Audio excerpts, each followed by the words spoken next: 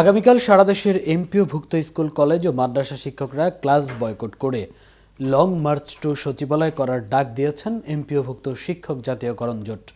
তারা সরকারের কাছে দুইটি মূল দাবি তুলে ধরেছেন: উৎসব ভাতা এবং মেডিকেল ভাতা বৃদ্ধির। বিস্তারিত থাকছে সুজয়ের তথ্যচিত্রে।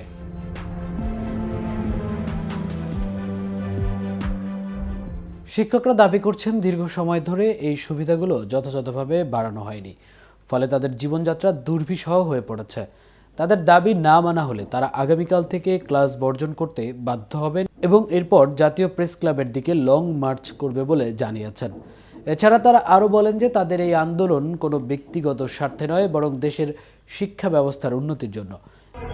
আমরা ওনাদেরকে বলেছি, আপনারা যেহেতু আমাদেরকে ডেকেছেন, আলোচনার দ্বার উন্মোচন করেছেন, আপনাদের এই আমাদেরকে যেহেতু সম্মানিত করেছেন, আমাদের বক্তব্য শুনেছেন, আপনাদের প্রতি শ্রদ্ধা রেখে, বিশ্বাস রেখে, সম্মান রেখে আমাদের আজকের লং মার্চ টু সেক্রেটারিয়েটের যে প্রোগ্রামটি, আপনাদের প্রতি শ্রদ্ধা রেখে আমরা আজকে স্থগিত করলাম।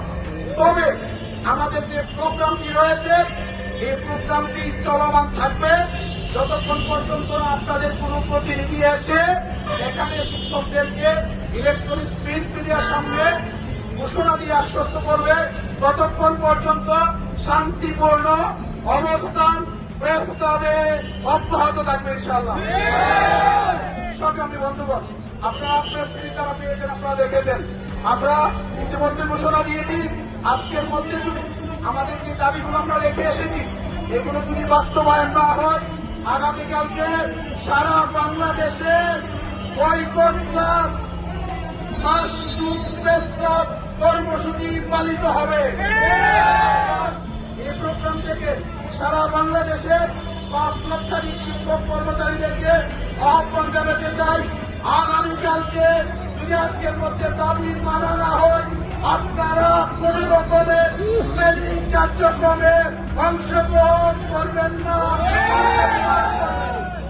আগামীকালকে শ্রেণী কার্যক্রম বন্ধ করে সবাই জাতীয় প্রেস ক্লাবের দিকে মার্চ করবেন, এটা আমাদের আহ্বান।